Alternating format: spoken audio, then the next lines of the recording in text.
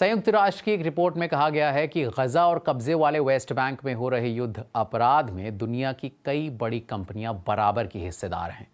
संयुक्त राष्ट्र की ह्यूमन राइट्स काउंसिल के सामने पेश की गई एक रिपोर्ट में यूएन की एक्सपर्ट फ्रांसेस्का एल्बनीज ने कुछ कंपनियों के नाम जारी किए। उनका कहना है कि गजा में जारी इसराइल की जंग से इन कंपनियों को मुनाफा हो रहा है। उन्होंने इसे इकोनॉमी ऑफ जीनोसाइड करार देते हुए कहा कि इस जंग में नए हथियारों और तकनीक की टेस्टिंग हुई।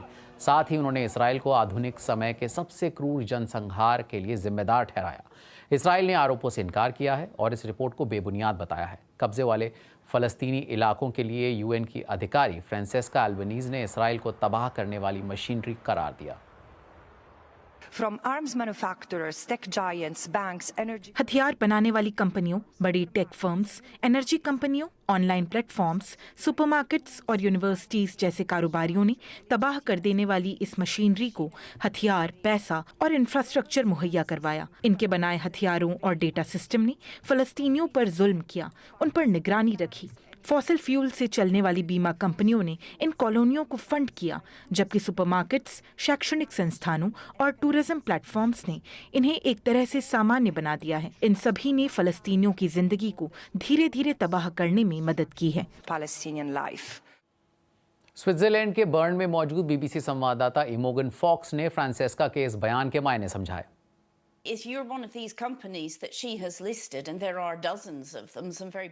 उनका कहना है कि अगर आपकी कंपनी का नाम उस लिस्ट में शामिल है जिसका उन्होंने जिक्र किया है, तो आपको इसराइल के साथ इस कारोबारी रिश्ते से तुरंत बाहर आना चाहिए, क्योंकि उनके शब्दों में आप अंतर्राष्ट्रीय कानूनों का उल्लंघन कर मुनाफा कमा रहे हैं और एक बुरी जंग को जारी रखने में मदद कर रहे हैं। मिसाल के लिए वो इसे दक्षिण अफ्रीका में हुए रंग भेद जैसा बताते हुए कंपनियों से कह रही हैं कि याद करिए, कुछ समय के लिए आपने खुशी खुशी दक्षिण अफ्रीका में निवेश किया था और फिर अचानक एक दिन आपने सब खो दिया क्योंकि दुनिया आपके खिलाफ बोलने लगी।